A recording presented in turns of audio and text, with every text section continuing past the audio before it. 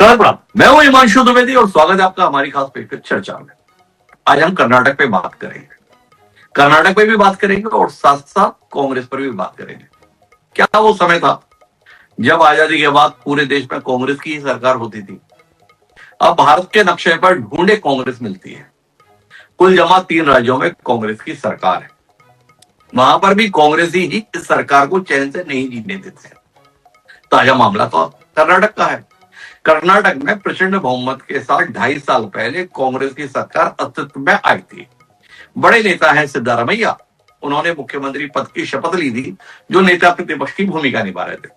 उससे पहले 5 साल के लिए वह मुख्यमंत्री रह भी चुके थे, पर उस समय उनकी रसाकशी चली थी डीके शिव कुमार से, जो प्रदेश अध्यक्ष की भूमिका में थे। खबरें आई कि छत्तीसगढ़ का फॉर्मूला कर्नाटक में भी सुझा दिया गया। किसी समय टीएस सिंह और भूपेश बघेल के संदर्भ में कहा जाता है कि 2.5 साल की कहानी के साथ राहुल गांधी ने सरकार के मसले को निपटाया था, पर छत्तीसगढ़ में वो सत्ता परिवर्तन कभी हो नहीं पाया। भूपेश बघेल एक मजबूत नेता के तौर पर 5 साल तक मुख्यमंत्री का कार्यकाल पूरा किया, लेकिन कर्नाटक में डीके शिव कुमार टीएस सिंह होने को शायद तैयार नहीं है। विधायकों का संख्या बल भी शायद उनके पास ठीक ठाक है, तो इसलिए अब वो कांग्रेस हाईकमान को हलाकान किए हुए हैं। 20 नवंबर 2025 को कर्नाटक की कांग्रेस सरकार 2.5 साल का कार्यकाल पूरा कर चुकी है। अब डीके शिव कुमार अपनी शपथ का इंतजार कर रहे हैं। राहुल गांधी को व्हाट्सएप किए हुए हैं। राहुल गांधी ने कहा है मैं आपको जल्द कॉल करता हूं। देखें कॉल कब आता है। कांग्रेस के राष्ट्रीय अध्यक्ष मल्लिकार्जुन खड़गे कह चुके हैं फैसला हाईकमान करेगा। अब अध्यक्ष कह रहा हाईकमान करेगा, बीजेपी इसका मदद ले रही है। अध्यक्ष के बाद भी हाईकमान, तो आज हम इसी पर बात करेंगे। कर्नाटक में आर पार बदलेगी सरकार। सरकार का चेहरा बदलने को लेकर हमें बात करनी है। कांग्रेस खुद ऐसी परेशानियां अपने लिए क्यों बुलाती है, इसको समझना है। और क्या भाजपा मध्य प्रदेश जैसा कोई खेल कर्नाटक में कर पाएगी, इस पर भी हमें बात करनी है। तो इस दिलचस्प राजनीतिक चर्चा का हिस्सा बनने के लिए 3 खास मेहमान हमारे साथ हैं। हमारे साथ में शैलेश नितिन त्रिवेदी जी हैं। जिस कांग्रेस के भविष्य को लेकर हम चर्चा करना चाहते हैं, उसके प्रखर नेता हैं शैलेश नितिन त्रिवेदी, विचारवान नेता है। हमारे साथ डॉक्टर ममता त्यागी जी। इतने अच्छे सुअवसर मिले, ममता जी को इसका इंतजार रहता है, हर भाजपा को इंतजार रहता है, तो ऐसे सुअवसर पर ममता जी हमारे साथ हैं। और इन दोनों के बीच हमारे साथ प्रेम कुमार जी हैं, संजीदा किस्म के पत्रकार, खरी बात कहने के लिए हमारे साथ हैं। आप तीनों का स्वागत है। चर्चा की शुरुआत शैलेश नितिन त्रिवेदी से करते हैं। शैलेश जी, किस बात की जरूरत है आपको? सांत्वना की, शुभकामना की, सहानुभूति की, या किसी और की, या किसी जोशी की? क्या कहते हैं अंशु जी? आपकी शुभकामनाएं तो हमेशा आवश्यक होती हैं। बाकी तीनों चीज़ों की अभी कोई ज़रूरत मुझे नहीं दिखती।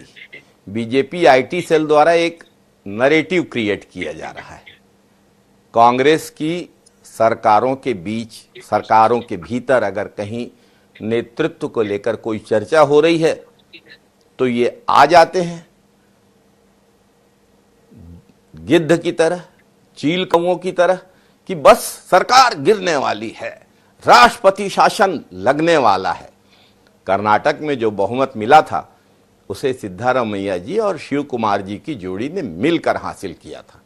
और यदि कोई चर्चा किसी पार्टी में लोकतांत्रिक तरीके से हो रही है, यदि खड़गे जी राहुल जी से और सोनिया जी से चर्चा कर रहे हैं, डीके शिव कुमार जी ने यदि कोई मैसेज भेजा है उस पर बात हो रही है, तो ये हमारे पार्टी का आंतरिक लोकतंत्र है। हम भाजपा की तरह स्लिप भेजकर मुख्यमंत्री डिक्लेयर नहीं करते। स्लिप पढ़ते समय भाजपा नेताओं के चेहरों पे जो हाव भाव आए थे, उन हाव भाव को तो पूरे भारत ने देखा है और पूरा भारत इस वास्तविकता को समझ रहा है। शैलेश जी, आप स्लिप भेजकर मुख्यमंत्री तय नहीं करते या तय करने की हैसियत नहीं रखते? दोनों में अंतर है। कोई समय था एयरपोर्ट पर आप मुख्यमंत्री बदल दिया करते थे, वो दौर भी हमने कांग्रेस का देखा है, वो तरीका भी हमने कांग्रेस का देखा है। क्या कहते हैं आप? केंद्रीय नेतृत्व कितना लचर और लाचार सा हो गया है ना। क्षेत्रीय छत्रप जब चाहते हैं आके दिखा लेते हैं, पर आपसे जानना यह है, या आपके गांधी परिवार के नेता ये 2.5 साल का पिटा हुआ फार्मूला कर्नाटक में भी क्यों लागू करके अपनी इज्जत करा रहे हैं? छत्तीसगढ़, राजस्थान, मध्य प्रदेश में अपनी इतनी बेइज्जती, इतनी बेकदरी कराने के बाद और अपनी चुनी हुई सरकारें गंवाने के बाद बची खुची कर्नाटक में भी गंवाने पे क्यों तुले हैं? वोट चोर गद्दी छोड़ की जगह वादा छोड़ गद्दी छोड़ का नारा क्यों लगाने की स्थिति बन रही है? हिमांशु जी, न कांग्रेस नेतृत्व लचर है न लाचार है। जिस तरीके से भाजपा के खिलाफ पूरे देश में लोकतंत्र की आवाज लेकर कांग्रेस जनता की आवाज बनकर लड़ रही है, उसे देखकर हमारे नेतृत्व को लचर या लाचार कहे जाने पर मैं आपत्ति करता हूं। दूसरी बात जो मैं बेहद रेखांकित करके बहुत ही जोरदार तरीके से कहना चाहूंगा, पूरे बल देकर कहना चाहूंगा कि विपक्ष के पास कोई मुद्दे नहीं है। सरकारें अस्थिर करने के अलावा, ईडी का दुरुपयोग करने के अलावा, आईटी सेल के द्वारा भ्रम फैलाने के अलावा जनता के मुद्दों पे क्यों नहीं विपक्ष कर्नाटक में बात करता? विपक्ष जिस तरीके से गैर जिम्मेदाराना तरीके से कांग्रेस की निर्वाचित सरकारों को, बहुमत से चुनी हुई सरकारों को डिस्टेबलाइज करने की कोशिश में लगा रहता है, उससे स्पष्ट है कि भारतीय जनता पार्टी का चाल चरित्र और चेहरा सिर्फ और सिर्फ सत्ता रह गया है। इसको वास्तविकता चलिए आपकी बात ही मानी, ये भाजपा की जो आईटी सेल है वो ये माहौल बनाती है और भाजपा जो है खरीद फरोख्त का खेल खेलती है। पर ये बताओ, भाजपा के साथ खेल कौन रहा है? सिद्धारमैया या शिव कुमार? कौन है जो भाजपा के इशारे पर कर्नाटक की प्रचंड बहुमत की कांग्रेसी सरकार को अस्थिर करने में मददगार बना हुआ है? कौन कांग्रेसी है जो कांग्रेस को खाया जा रहा है, और वो कौन है जो ममता त्यागी जी की पार्टी की मदद करने के लिए बिछा जा रहा है? न सिद्धारमैया भाजपा के साथ हैं, न डी के शिव कुमार साथ हैं। वाकई में तो ये दोनों एक दूसरे के साथ रहे हैं, मिलके इन्होंने जीत हासिल की है। और निश्चित रूप से चर्चा के दौर के बिल्कुल वैसे ही ना, जैसे सचिन पायलट और अशोक गहलोत साथ थे, बिल्कुल वैसे ही ना शैलेश जी, जैसे ज्योतिरादित्य सिंधिया और कमलनाथ जी साथ थे। और ये लोग कुछ दूर हो सकते हैं आपके, बिल्कुल वैसे ही ना जैसे टीएस सिंहदेव और भूपेश बघेल साथ थे। यही समझा रहे हैं ना आप हमें? नहीं, मैं ज्योतिरादित्य सिंधिया जी की बात नहीं करूंगा, जो सत्ता के प्रलोभन में चले गए। और क्या स्थिति हुई आज? कांग्रेस में जो मान सम्मान था वो आज नहीं रह गया उनका। लेकिन सचिन पायलट और गहलोत जी के बीच तो ऐसी कोई चीज नहीं हुई। सचिन पायलट हमारे छत्तीसगढ़ के प्रभारी हैं, कांग्रेस के राष्ट्रीय महामंत्री हैं, और उससे बढ़कर एक बड़े नेता हैं, एक लोकप्रिय नेता हैं। गहलोत जी का भी अपना मान सम्मान है। तो इस प्रकार की कोई स्थिति कांग्रेस में नहीं है। यह सिर्फ और सिर्फ भाजपा द्वारा क्रिएटेड नैरेटिव है। बड़े अफसोस की बात है शैलेश जी, अशोक गहलोत के नोटिस, वो बैठक में जिस प्रकार से फजीयत हुई थी आपके पर्यवेक्षक की, जिसका दुख दिल्ली पहुंचकर व्यक्त हुआ था, आप भूल गए। पर मैं ममता जी के पास चलता हूं। ममता जी, आपसे जानना चाहता हूं, अनुभव कुछ काम आ रहा है? इस मौके को भुना पाने के लिए क्या भाजपा तैयार है? जनता के स्तर पर 2.5 साल पहले खारिज कर दी गई भाजपा क्या जोड़ तोड़ के माध्यम से कर्नाटक में सत्ता पाने के लिए वैसी कोशिश कर रही है जैसी मध्य प्रदेश में की थी? ममता जी, अवसर अच्छा है। हिमांशु जी नमस्कार, और आपके सभी दर्शकों को नमस्कार। वंदे मातरम, जय हिंद। अपनी बात आरंभ करने से पहले हिमांशु जी, मैं आपका सेंस ऑफ ह्यूमर देख रही थी। मतलब आप किसी को कितने अच्छे से रोस्ट कर सकते हैं, वो काबिले तारीफ है। चलिए, अब आपके प्रश्न पर आती हूँ। आपके प्रश्न के एक सिंपल से, एक साधारण सी एक बात कहते हैं। देखिए, धुआं वहीं होता है जहां आग लगी हो, चाहे वो धीमे लगी हो, नीचे लगी हो, दबी हुई लगी हो, धुआं उसके बिना तो नहीं उठता। तो जो आप हमारी सरकार को या हम बीजेपी को ये कहते हैं कि आप सत्ता, वो खुद ही टूटने को तैयार बैठे होते हैं। उन्हें सहारा चाहिए होता है कि उन्हें बस कोई सहारा दे दीजिए, सहारा उन्हें मिलता है तो वो आ जाते हैं। दूसरी बात, अभी हमारे वरिष्ठ कांग्रेसी नेता ये प्रवक्ता शैलेश जी कह रहे थे कि हमारे यहाँ पर जो लोकतंत्र चलता है, उनका लोकतंत्र कैसा है। मेरे हिसाब से हम पैनल में बैठे सब लोग बहुत ही अच्छे से जानते हैं फिर वो लोकतंत्र गांधी परिवार से शुरू होता है और गांधी परिवार पर ही खत्म होता है। उसका जो विजन है लोकतंत्र है वो गांधी परिवार के परिसीमन से आज तक बाहर नहीं निकल पाए, तो अभी क्या बाहर निकलेगा। और अभी इन्होंने कांग्रेस पार्टी ने एक बहुत बड़ा प्राइज दिया था, उसमें भी मल्लिकार्जुन खड़गे को मेन चेयर सीट पर नहीं बैठाया गया था, सामने दर्शक दीर्घा में बैठाया गया था। सोनिया गांधी जी वो मेन चेयर सीट पर थी, राहुल गांधी थे, लेकिन उनको नहीं दिया गया। तो अध्यक्ष का अपमान करना तो इनकी पुरानी कल्चर रही है। दूसरी बात, अब कांग्रेस पार्टी जूझ किस तरह बात से रही, मैं ये बताती हूँ आपको। कांग्रेस पार्टी अपनी इस बात से जूझ रही है कि उसे यही नहीं पता कि वो किस मुद्दे को लेकर जनता के बीच में जाना चाहती है। उनके लिए मैं कई बार ये भी कहती हूँ, जैसे राहुल गांधी जी बार बार अपना स्टैंड चेंज करते हैं, कभी हम ईवीएम, कभी वोट चोर, कभी कुछ भी, और फिर जब एक एक मुद्दा फुस होता जाता है वो चेंज ओवर में लगे रहते हैं। कभी संविधान की किताब हाथ में ली, कभी कुछ लिया, वो सिर्फ तो घर पहुंच जाते, मेले में भटके होते तो घर पहुंच जाते। ये अपने घर से भटके हैं, कैसे ठोर ठिकाने आएंगे। ये अपना रास्ता भूल गए, घर कौन सा है ये भूल गए। बीजेपी का विरोध करते करते देश का विरोध, सेना का विरोध, मतलब एक सीक्वेंस ऑफ इवेंट में खुद ही अपने आप को जनता के सामने पटल पर पेश कर देते हैं कि हम कोई अपने आप को प्रूव नहीं कर पा रहे। नहीं, वो तो ठीक है ममता जी, पर भटके हुए लोगों को अपने रास्ते पर लाने में जो आप सिद्धस्त हैं उसकी तो कोई मिसाल नहीं है। लेकिन आपसे जानना ये चाहते हैं कि जरा संख्या बल का मामला गड़बड़ है कर्नाटक में। जो कोशिश मध्य प्रदेश में सफल रही थी वह कोशिश राजस्थान में सफल नहीं रही। सचिन पायलट के साथ बहुत मेहनत की थी आपने, पर सफल नहीं रही। कर्नाटक में क्या आसार है? डीके शिव कुमार या सिद्धारमैया सिंधिया बनने के लिए तैयार हैं या सचिन पायलट ही आप देख रही हैं? क्या देख रही हैं आप कर्नाटक में? हिमांशु जी, मैं इसे कुछ इस तरह से लेती हूँ। देखिए, किसी भी सिक्के को या बात को देखने के दो पहलू होते हैं। मेरा दूसरा पहलू क्या जाता है कि अगर शिव कुमार सिद्धारमैया की किसी पॉलिसी से परेशान है या उससे सहमत नहीं है तो वो खुद ही बाहर आने को तैयार होंगे, तो अलग बात है। तो डिपेंड करता है कि वो आपस में क्या चाहते हैं। अब इनका अगर सत्ता ग्रहण या जब चीफ मिनिस्टर का शपथ ग्रहण हुआ, इन्होंने आपस में एक पैक्ट किया होगा, ऐसा लगता है। जो अभी कॉन्फ्लिक्ट ऑफ इंटरेस्ट डेवलप हो रहा है उसे देख के लगता है कि शायद उन्होंने 2.5 साल का कोई टेन्योर का पैक्ट हुआ होगा और वो उस लाइन पर नहीं चल रहा है, तो उसलिए ऑब्जेक्शन आ रहे हैं, जिसको हम सब आजकल मीडिया के थ्रू या जिस तरह से उन्हें दिल्ली बुलाया गया, खड़गे जी से, गांधी जी से बैठकर विचार विमर्श हो रहा है, उन्हें मनाने की कोशिश। तो कहीं ना कहीं अगर उनकी असंतुष्टि पॉलिसी वाइज हो, क्योंकि कर्नाटक में उन्होंने बहुत सारी चीजें ऐसी की हैं जिससे भाजपा सख्त विरोध में है।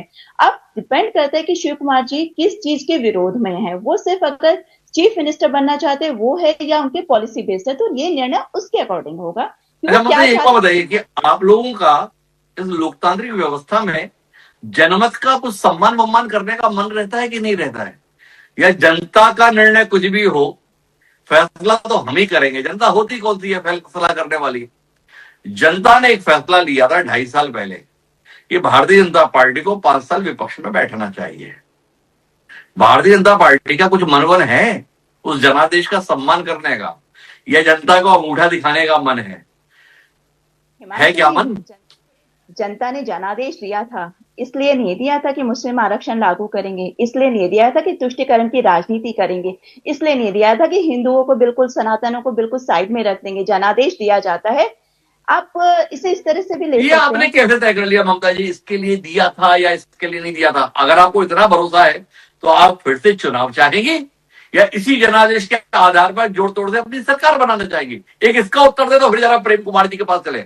जनादेश के संदर्भ में अगर आपको इतना ही आप विश्वास है तो फिर से चुनाव चाहेंगी या इसी जनादेश के बीच में अपनी सरकार की संभावनाएं बनाएंगी? हिमांशु जी, ये इस बात पर निर्भर करता है कि अगर कोई अपने आप हमारे साथ आने को तैयार है और वो हमारी नीतियों के साथ चलने को तैयार है। सबसे बड़ी बात है कि तुष्टिकरण की राजनीति छोड़कर अगर समावेश की राजनीति के साथ चलने को तैयार है, तो उस पर निर्भर करेगा कि क्या कंडीशन कैसे बनती है। लेकिन कांग्रेस की अगर राजनीति को देखा जाए, जो इतना 60 साल का इतिहास है, हिमांशु जी, मुझे लगता नहीं कि उस बातों को कुरेदने का कोई मतलब बनता है। लेकिन मैं फिर तो भी ममता जी ने साफ कह दिया, जनादेश जो भी रहा हो, हम अपनी सुविधा, अपनी नीति, अपनी रीति देखेंगे। क्या कहते हैं प्रेम कुमार जी? 3 राज्यों की सरकार कांग्रेस अब कुछ दिनों की मेहमान, क्योंकि अगर सिद्धारमैया को हटाते हैं तो भी बहुमत बचा रहे इसकी संभावना कम, और डीके शिव कुमार टीएस सिंहदेव बनकर इंतजार करने को तैयार नहीं, ऐसे हालात दिख रहे हैं। क्या देख रहे हैं प्रेम कुमार जी? भाजपा की पौबारा होते हुए देख रहे हैं या कुछ और देख रहे हैं? देखिए, डॉक्टर ममता त्यागी जी एक बड़ा इंपॉर्टेंट बात बोल रही थी कि बिना आग के धुआं नहीं निकलता। तो बात तो बहुत सही है, धुआं भी है, आग भी है, लेकिन रोटियां सेकने की तैयारी किसकी है? इस पर ममता त्यागी जी ने नहीं कहा कि रोटियां सेकने की तैयारी कौन कर रहा है। अब थोड़े से बात आपके सवाल पर आ जाती है। नहीं, थोड़ा रुकते हैं प्रेम कुमार जी। आपको कोई संदेह है, कोई इसमें आपको असमंजस है कि ऐसी आंच में रोटियां कौन सेक सकता है?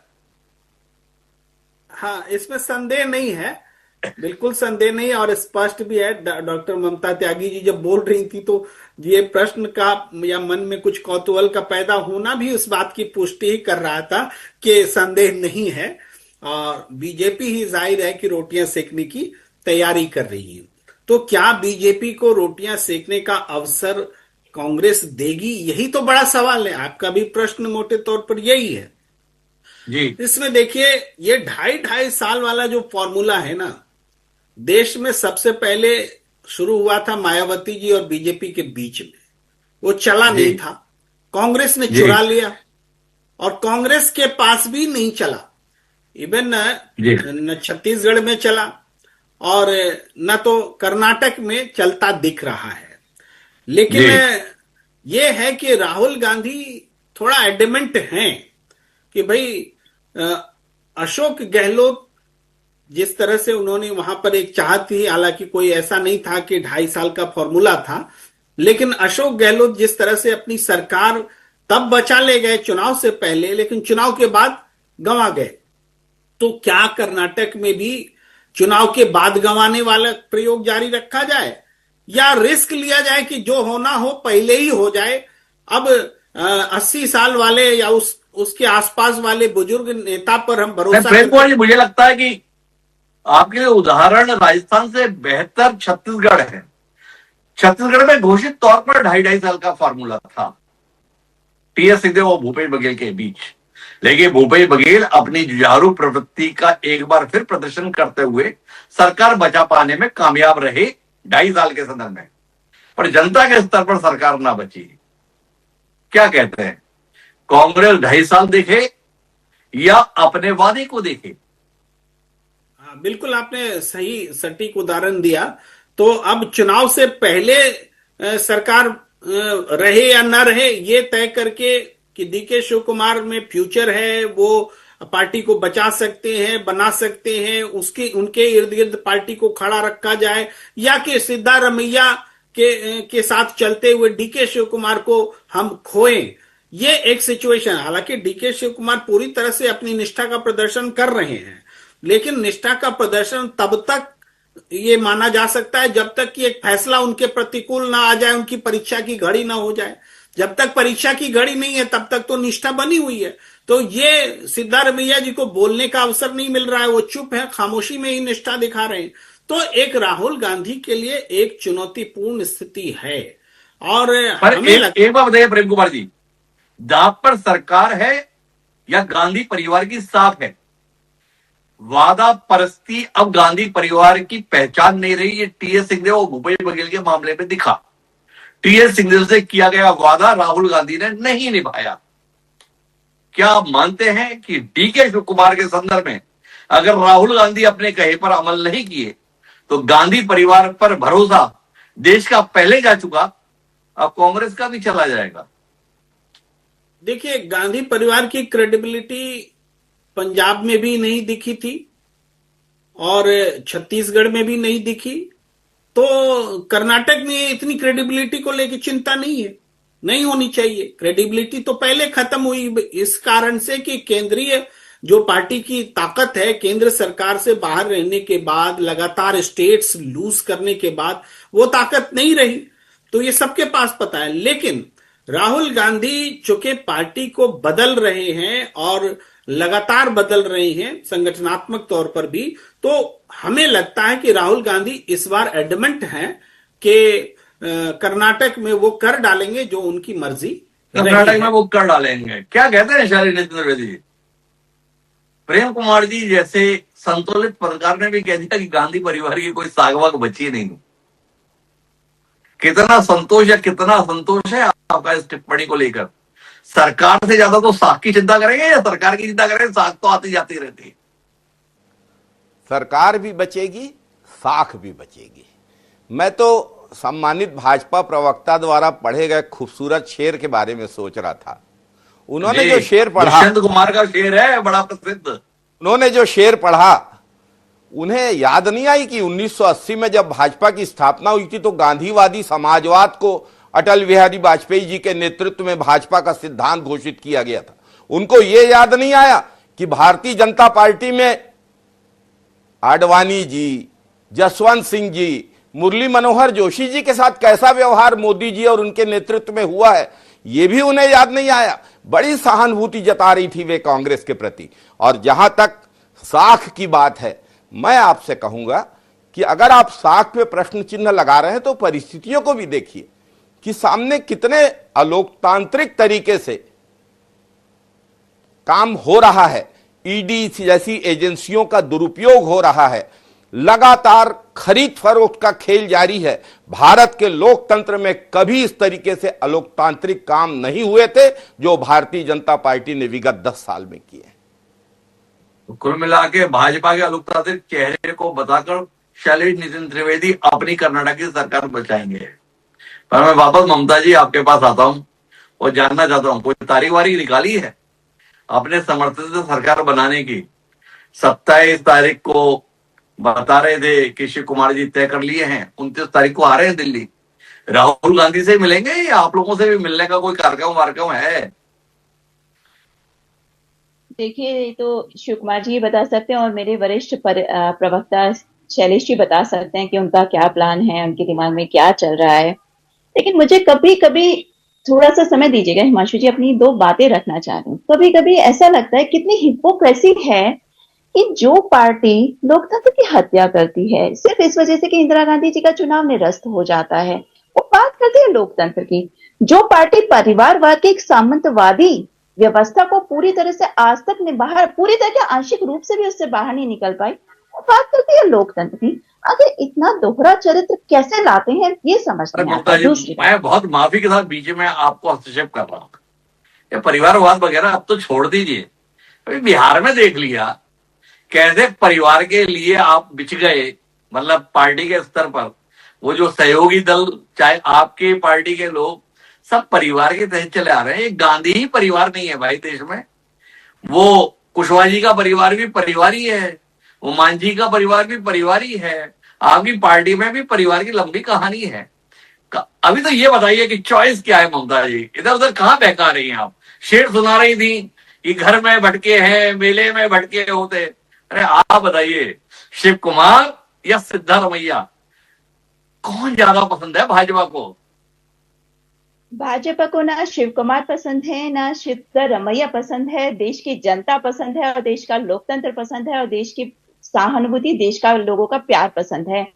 और सुधांशु जी, जहां आपने एक शोर सुना तो मैं बस अटल जी की 2 लाइन छोटी सी मुझे बस मौका दे दीजिएगा, जरूर। जो राहुल गांधी जी के लिए कहना चाहूंगी या कांग्रेस पार्टी के लिए। बेनकाब चेहरे हैं, दाग बड़े गहरे हैं, बेनकाब चेहरे हैं, दाग बड़े गहरे हैं, तिलिस्म ढूंढता हुआ राहु को मैं या राहुल गांधी कहती हूँ, राहुल गांधी की सोच से भय खाता हूँ, गीत नया गाता हूँ। तो हम वही लोग हैं जो देश के लिए लड़ते हैं और देश के लिए बात करते हैं। रही बात जो आप ममता जी ने तो मुझे जवाब नहीं दिया, पर शायद प्रेम कुमार जी मुझे इसका जवाब दे रहे हैं। एकनाथ शिंदे कर्नाटक में कौन? सिद्धारमैया या शिव कुमार? भाजपा की पसंद कौन? सिद्धारमैया या शिव कुमार? क्या कहते हैं प्रेम जी? देखिए, कर्नाटक में थोड़ी स्थिति भिन्न है, इसलिए कि कर्नाटक का चुनाव जो है एकनाथ शिंदे की तरह सिद्धारमैया के चेहरे पर या नहीं लड़ा गया। हम एकनाथ शिंदे का चेहरे इसलिए बोल रहे हैं कि एकनाथ शिंदे के चेहरे पे लड़ा गया था, भले ही उनको मुख्यमंत्री नहीं बनाया गया वहां। नहीं, थोड़ा और पीछे जाया कीजिए ना, आप बड़े जल्दी में रहे भाई। उद्धव ठाकरे की सरकार अपदस्थ करने में एकनाथ शिंदे को औजार बना लिया था। आप कहानी वहां से पकड़िए। एकनाथ शिंदे के चेहरे पे चुनाव हुआ था क्या वो? पर एकनाथ शिंदे मुख्यमंत्री बने थे। आपसे जानना चाहता हूं प्रेम कुमार जी कि भाजपा के लिए कौन ज्यादा मुफीद लगता है, कौन ज्यादा मुश्किलों में है, कौन भाजपा के साथ सेटल जल्दी हो जाएगा, शिव कुमार जी या सिद्धारमैया जी? थोड़ा अंदर रोशनी दीजिए ना प्रेम कुमार जी। ये आपके प्रश्न को शायद कांग्रेस नेतृत्व ने पहले समझ लिया, इसलिए अब सिद्धारमैया जी का पॉलिटिकल लाइफ, पॉलिटिकल करियर बहुत ज्यादा नहीं है, तो बीजेपी भी उन पर दांव नहीं खेल सकती। बच गए डीके शिव कुमार। अब राहुल गांधी डीके शिव कुमार को सीएम बना के छोड़ेंगे, ये पूरा लगता है। और ऐसे में सिद्धारमैया जी और ऐसे तो भी कुल मिलाकर यही कांग्रेस खेल है। जिस नेता के संदर्भ में बहुत भविष्य नहीं है, उसे अपना सुखद भविष्य बनाने के लिए क्या भाजपा इस्तेमाल कर सकती है? और क्या डीके शिव कुमार को रोकने के लिए सिद्धारमैया भाजपा के साथ जुड़ने का डर दिखाकर राहुल गांधी को कोई कदम उठाने से रोक सकते हैं? मामला दिलचस्प है। कुल मिलाकर भाजपा के दरवाजे पर दस्तक दे रहे हैं अफसर। देखें दरवाजा किसके लिए खुलता है, हमें इंतजार रहेगा। पर कर्नाटक की राजनीति कांग्रेस को बहुत भारी पड़ रही है, ये साफ दिख रहा है। आप तीनों मेहमानों का बहुत बहुत धन्यवाद हमारे साथ चर्चा का हिस्सा बनने के लिए। आज के इस कार्यक्रम में इतना ही। दीजिए मुझे याद।